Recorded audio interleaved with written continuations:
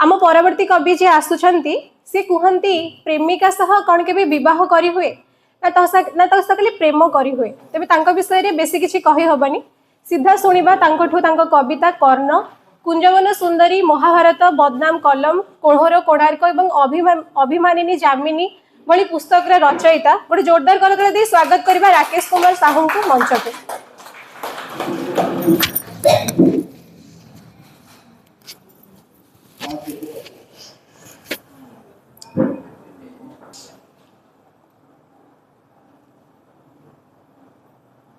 समस्त को शुभ सकाळ। कर्ण को दृष्टिकोण महाभारत कर्ण को दृष्टिकोण तांकर कहिबार जो तांकर एक्सप्रेस जोड़ा करि पार ना से तांको फीलिंग्स तो से हिसाब रे करजन कर्ण फ्रॉम महाभारत। मेघ गरजिला बिजुली मारिला अंधकार राति रे भरीगला आलोक पृथ्वी थरिला सुनामी उठिला कुंती को जाचना सूर्य को रचना जन्मिला सूर्यांशी बालक। एतिक परे कर्ण कहिले एक कथा द्वापर जुगर थिला जेबे कृष्ण को अवतार थिला जेउठी धर्म निकिति मापी चली थिला धर्म युद्ध भी थिला अधर्मर कला बादल भी थिला मोर प्रतिटी कणिकारे क्षत्रिय रसता थिला मोर प्रतिटी कणिकारे क्षत्रिय रसता थिला। जदि मु अधर्मी हेली तेबे मो प्रति हेइथिबा सब अन्यायर हिसाब कुआडे गला मो प्रति हेइथिबा सब अन्यायर हिसाब कुआडे गला। सतीत्व भयरे मो माँ मते गंगा कोଳରେ भसाइला जदि एते डर थिला दुर्वासा को काहेकि तृप्त करुथिला बरदानर गवेषणा काहेकि करुथिला भूल मोर थिला ना माता कुंतींकर थिला भूल मोर थिला ना माता कुंतींकर थिला जदि कुंतींकर थिला ताहले इतिहास मते जारज काहेकि कहिला ताहले इतिहास मते जारज काहेकि कहिला ए समाज मते सुतपुत्र बोली काहेकि अटहास्य कला। कौंतेय हेई सुधा बंचिली मु राधेय हेई अधीरथ राधांक परिचय नहीं रंग भूमि फेराई देउथिले सुतपुत्र कही आत्मसम्मान समाधि नेबा आगरु दुर्योधन नुआ परिचय देले अंग नरेश बोलाई केमिति भूलिबी ए बंधुता जे दूर करिथिला मो निसंगता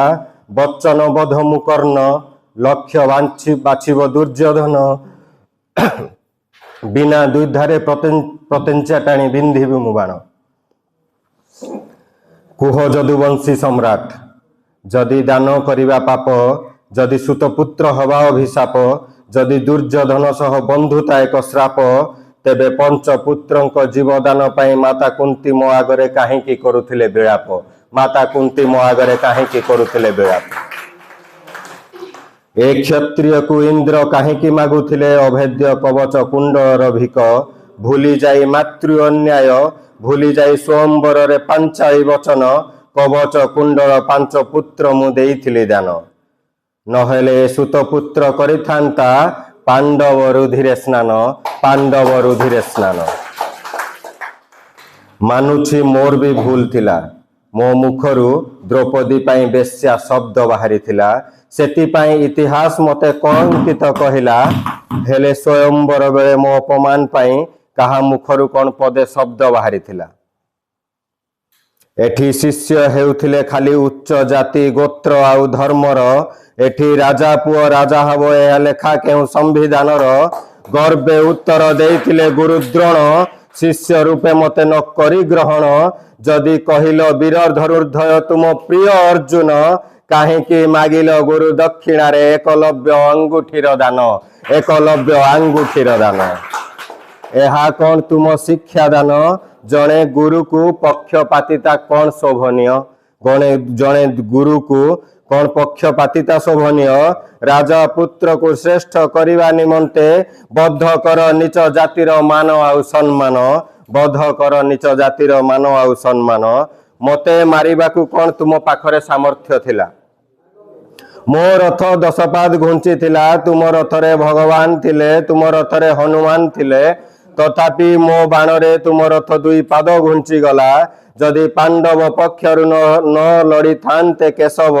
तेबे युद्ध शेष पाई मो तुणीर थिला अवश्य यथेष्ट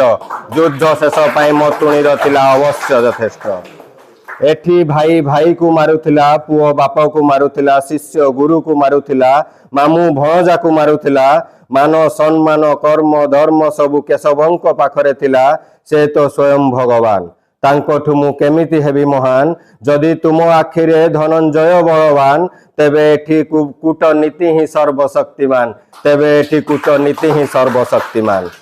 सब उपरे से सिंहासन मो पाई अपमान कौरवंकर हेई मध्य स्वर्णाक्षर रे मो ना रहिबो मरी जाई मध्य इतिहास एक अमरर कथा कहिबो मो प्रतिटी रक्त बिंदुरे भिजिथिबा कुरुक्षेत्रर माटी एक सुत पुत्रर वीरत्वर गान गाइबो एक सुत पुत्रर वीरत्वर गान गाइबो जेबे जेबे निष्पक्ष अदालत रे मो चरित्र तुलना हबो जेबे जेबे एक निष्पक्ष अदालत रे मो चरित्र तुलना हबो मो हृदयर प्रतिटी स्पंदन रे एक निष्पेषित कर्णर सता देखा देव हृदयर प्रतिटी स्पंदन रे एक निष्पेषित कर्णर सता देखा देव जेबे जेबे एक निष्पक्ष अदालत रे मो वीरत्वर तुलना हबो मो लुह लहुर प्रतिटी अणुरे एक क्षत्रियर सता देखा देव एक क्षत्रियर सता देखा देव एक क्षत्रियर सता देखा देव।